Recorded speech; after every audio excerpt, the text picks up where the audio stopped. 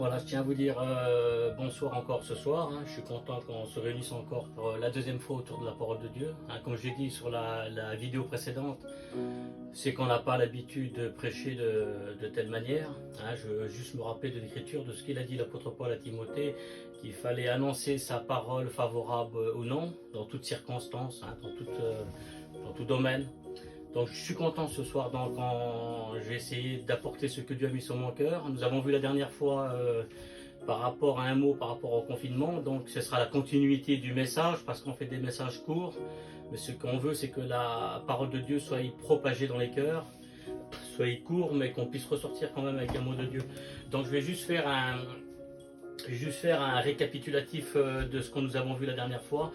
Nous avons vu le confinement de 3 personnes de la parole de Dieu qui sont des apôtres. Nous avons vu celui de Paul qui était en prison et puis malgré son confinement en prison, il ne s'est pas lassé, il ne s'est pas plaint, mais il a écrit des épîtres. Il semblerait que Dieu utilisera celui qui se rendra utilisable, mais il a fait ce que Dieu lui a demandé de faire et c'est ce qui est important. Malgré les circonstances qu'on a encore devant nous, il y aura encore quelques jours de confinement. Nous allons bientôt arriver à 3 semaines, donc mardi. Mais malgré tout ça, je m'adresse aux chrétiens et aux chrétiennes de l'Église, au Royan. Donc il ne faut pas baisser les bras. Voilà, devant nous, nous avons une victoire. Malgré que certaines personnes de vos familles ont été touchées et en laisseront des séquelles, il y a des choses qui resteront marquées. Mais derrière tout ça, il faut que nous, chrétiens, que nous puissions nous serrer les coudes et puis avancer ensemble. Nous avons vu aussi la dernière fois par rapport aussi à l'apôtre Paul, vous avez vu que malgré son arrêt sur l'île de Patmos, dans son confinement, il a écrit le livre de l'Apocalypse, qui est le livre de la Révélation. Et puis nous voyons à travers tout ça que pareil, Dieu utilisera celui qui se rendra utilisable. Et puis la troisième personne, c'était Pierre qui est en prison. Mais lui était différent des 2 précédents. C'est que lui est resté en prison, mais il s'endort. Vous savez, dans le confinement qu'on a devant nous, il ne faut pas s'endormir. Vous savez, beaucoup de personnes vont prendre des kilos, parce que beaucoup de personnes veulent manger parce qu'on s'ennuie. On a été brusquement arrêté par un virus, et puis spirituellement on s'endort, et on commence à tourner en rond. 3 semaines, ça commence à faire long, et puis je ne veux pas être un oiseau de mauvais augure, mais c'est pas fini. Et puis Pierre s'en est sorti parce que l'Église ne cessait d'adresser des prières. Et puis Dieu, il semblerait qu'il a permis que Pierre se réveille. Et il a besoin, dans le sens spirituel, de se réveiller ce soir autour de la parole de Dieu. Donc nous avons vu la dernière fois par rapport à tout ça, que le confinement, malgré que pour certains voyaient une malédiction, mais que cette malédiction se transforme en bénédiction. Et c'est ce que nous voulons. Et ce soir, je voudrais mettre un deuxième titre donc à ce message. C'est la continuité de la dernière fois. J'ai marqué ça comme ça, le confinement, que chacun reprenne sa place. Voilà, c'est comme ça que cet objectif que nous allons avoir ce soir par rapport à la parole de Dieu, que chacun reprenne sa place. Et sa place, c'est au sein du foyer, dans le confinement, au sein du foyer. Donc j'ai un texte à vous lire maintenant, ça se trouve dans le premier livre à Timothée, chapitre 5, verset 8. Certains d'entre vous connaissent ce verset, je vais le lire pour ceux qui ne le connaissent pas. Si quelqu'un ne prend pas soin des siens, et principalement ceux de sa famille, il en a renié la foi et il est pire qu'un infidèle. C'est vrai que ça nous fait froid dans le dos, ce texte, parce qu'en réalité notre famille, c'est ce que nous avons de plus cher. Si je me lève le matin et que je vais travailler, c'est pour ma famille. Quand je donne de l'argent à mes enfants, à ma compagne, c'est pour qu'ils puissent se vêtir et pour pouvoir subvenir à leurs besoins et de leur donner de la nourriture. Mais des fois nous voyons qu'au sein de la famille on ne se comprend pas. On peut les aimer parallèlement à ce qu'on croirait qu'en réalité qu'on les aime, mais en réalité on peut avoir un langage différent et dans notre langage on ne se comprend pas. Donc tu vas comprendre à travers un texte que je vais lire après de la parole de Dieu. Vous savez, il semblerait qu'on aurait pris des habitudes jusqu'à maintenant et puis il semblerait qu'à travers le confinement il y a des choses qu'on comprend et qu'on ne comprenait pas avant. Et ça a été aussi ma situation aussi à moi. C'est qu'il y a la devise du Parisien qu'on appelle métro, boulot, dodo. Je vais le répéter. Métro, dodo, boulot. Donc le métro, nous savons que c'est le trajet.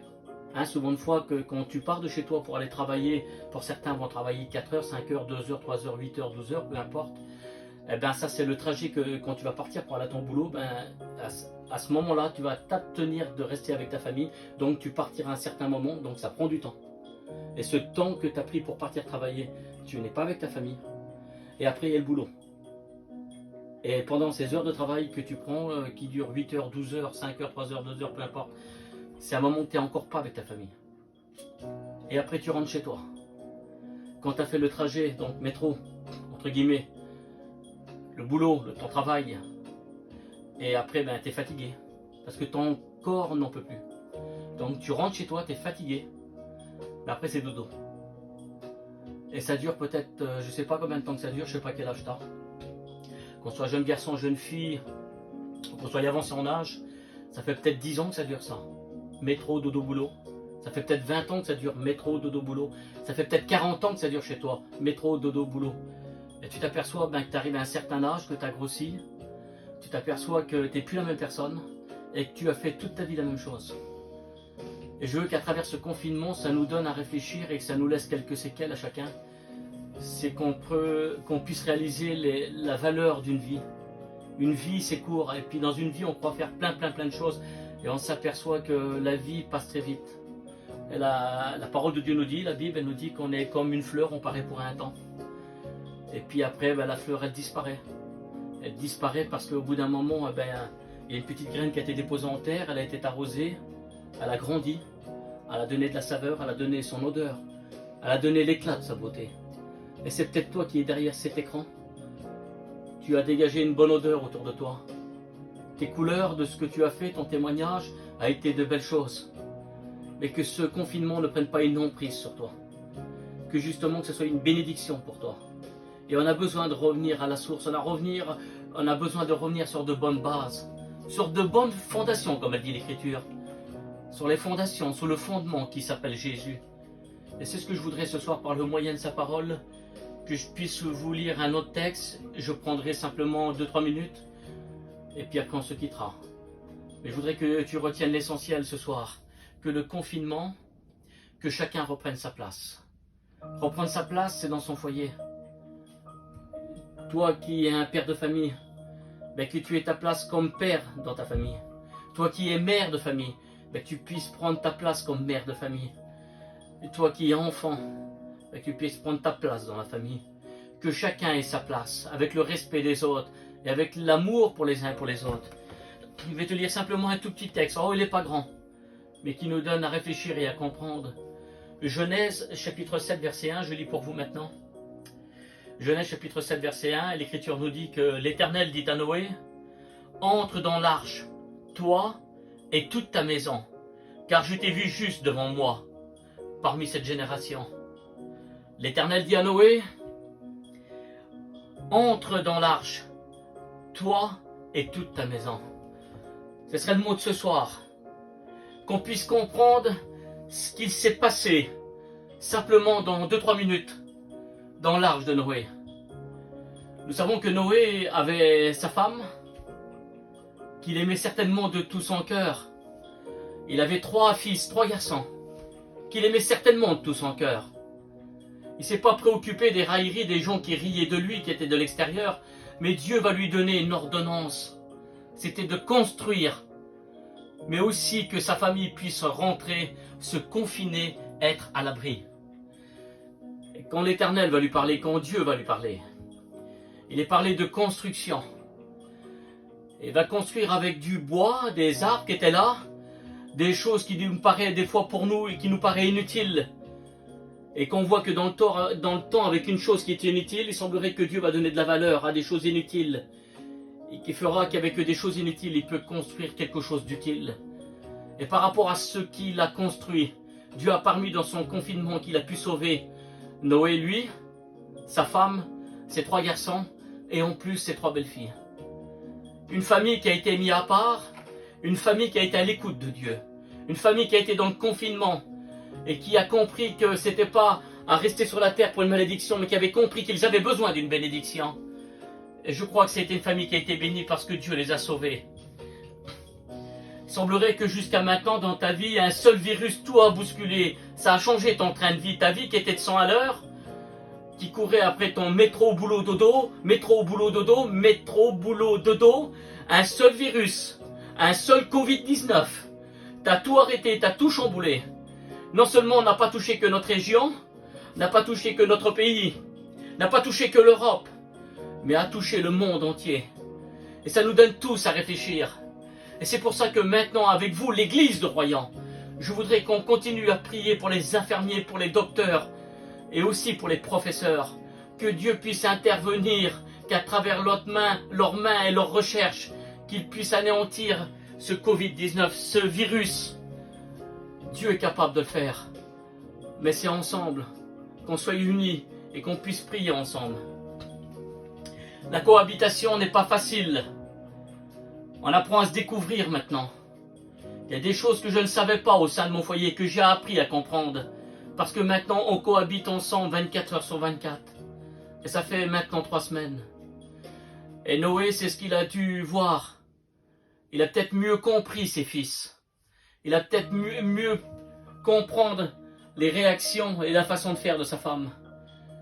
Noé a peut-être mieux vu la situation dans laquelle il était. Cette mise à part, ce confinement total, de voir ce qui se passait dans sa famille.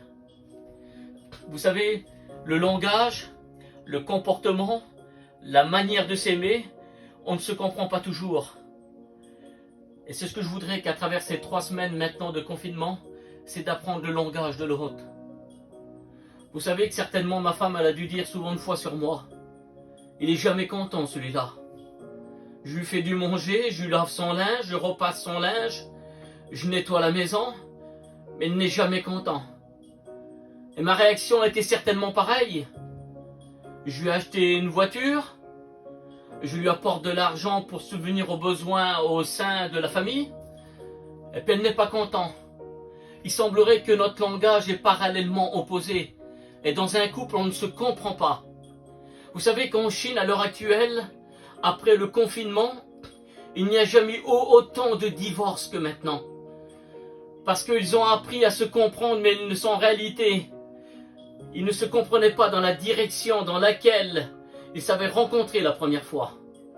Ils étaient diamétralement opposés. La cohabitation est dure. C'est pas facile de s'intégrer 24 heures sur 24 dans sa famille. Il y a 3 semaines en arrière, on se voyait quelques heures dans la journée. Une demi-heure, 1 heure à table, et puis ça y est. Mais maintenant, on est tout le temps ensemble. Et on essaye de comprendre avec les uns et les autres. Mais dans le livre de Timothée, chapitre 5, verset 8, il a dit que celui qui ne prend pas soin de sa famille. Oh, c'est important. Il faut prendre soin de sa famille. Des fois, on veut relater un beau visage vers les autres. Mais c'est le mieux de le faire dans sa famille. Et de parler avec sa famille. Vous savez, après le confinement, ça ne sera pas fini. Après le confinement, il y aura la crise financière. Et il y aura aussi la crise économique. Et puis certainement, quand on se verra, ça nous en laissera des séquelles. On se regardera certainement plus comme avant. Mais je voudrais conclure maintenant le message. L'important, c'est d'être bien dans sa famille. L'important, c'est de prendre bien soin de sa compagne ou de son compagnon. L'important, c'est de bien prendre soin de ses enfants, de son gendre ou de sa belle-fille, de ses parents. Il faut prendre soin de sa famille, c'est important. Et dans le confinement, c'est des choses qu'on doit comprendre. Parce que si toi, tu te crois seul, Dieu est avec nous. Alors il faut que tu dises, oui Seigneur, j'ai besoin que tu sois au sein de ma famille dans le confinement. Vous savez, ici, j'ai une main. Et dans ma main, il y a 5 doigts. Dans la famille de Noé, ils étaient 5 aussi. Il y avait Noé, sa femme et ses 3 garçons. Dans ma famille, à moi, on est aussi 5. Il y a moi, il y a mon fils, il y a ma fille, il y a mon garçon et ma petite fille, la dernière. Et Dieu nous veut comme ça, unis comme dans une main. Et moi, autrefois, ma vision était différente jusqu'à maintenant. Et moi, je me prenais pour le pouce. Le pouce, c'est la force. Le pouce, c'est le plus fort de la main. Et quand je rentrais chez moi, je me croyais pour le plus fort. Et puis j'ai un fils. Et mon fils, certainement, qu'il aurait pu dire, je suis peut-être pas le plus grand. Je suis peut-être pas le plus fort dans le foyer. Mais quand on monte une direction avec la main, c'est avec l'index. Et avec l'index, on monte la direction. Et puis, mon fils, il avait tout à fait le droit de me reprendre, de dire, mon père, bah, tu es peut-être la force, tu es peut-être le plus fort chez nous. Mais avec la main, quand on monte une direction, c'est avec moi. c'est avec l'index. Donc dans ma famille, on a besoin de force. Mais on a besoin aussi d'une direction. Et puis là, dans ma main, j'ai le plus grand des doigts. Celui qu'on appellera le majeur. Le majeur, c'est le plus grand des doigts. Le majeur, c'est la vision. Puis ma fille, Kenza, elle aurait pu dire aussi, mais moi aussi, je fais partie de la main. Moi aussi, je fais partie de la famille. C'est moi la plus grande, alors je suis la vision. Donc c'est vrai, dans une main, nous avons besoin, dans une main comme dans une famille, nous avons besoin du pouce, la force. Nous avons besoin d'une direction, l'index. Nous avons besoin du majeur, la hauteur, la vision. Et puis là, il y a une petite voix qui se fait entendre. Et puis c'est ma femme qui parle à son tour. Et ma femme, elle dit, mais moi, vous m'avez oublié. Une main, il y a 5 doigts. Et dans le foyer, je suis aussi utile. Parce que dans une main, c'est l'annulaire. C'est Lucie. C'est celui quand on se marie. C'est le doigt qui porte l'alliance. C'est l'amour. Et c'est important, une mère dans une famille. C'est elle qui va propager l'amour pour ses enfants et son mari. C'est elle qui va prendre soin de sa famille. On a beau avoir la force, on a beau avoir la direction, on a beau avoir la vision. Mais s'il n'y a pas d'amour, on est fondé sur rien du tout. Écoutez-moi, on est fondé sur rien du tout. Et tu vas me dire, mais Nicolas, t'as oublié le petit doigt. Oh, c'est vrai, il est tout petit, lui. Oh, il a pas de force. C'est pas le plus grand, il n'a pas de vision. Oh, et il sait même pas la direction. On pourrait même croire qu'il y a très peu d'amour. Et c'est ma petite fille, la dernière, la Inès. Et puis là, elle se manifeste à son tour, mais elle dit, mon père, moi, je sers à rien alors. Et j'ai envie de lui dire, si, ma fille. Quand on prie le Seigneur, quand on prie Dieu, on met nos mains comme ça. Et toi, ma fille, ce petit doigt, c'est toi qu'on met en avant. Et puis nous, on est derrière toi, ma fille.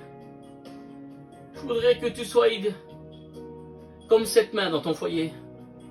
Que dans ton foyer, qu'il y ait la force. Que dans ton foyer, qu'il y ait la direction. Que dans ton foyer, qu'il y ait la vision. Que dans ton foyer, qu'il y ait l'amour. Et que dans ton foyer, qu'il y ait la prière. Et ça, tu peux le demander à Jésus. Le Dieu Tout-Puissant que nous avons peut te donner toutes ces choses-là. Alors ce soir, je veux que ce confinement soit une bénédiction pour toi. Et que Dieu te bénisse maintenant. Et à toi toute la gloire, Seigneur. Amen.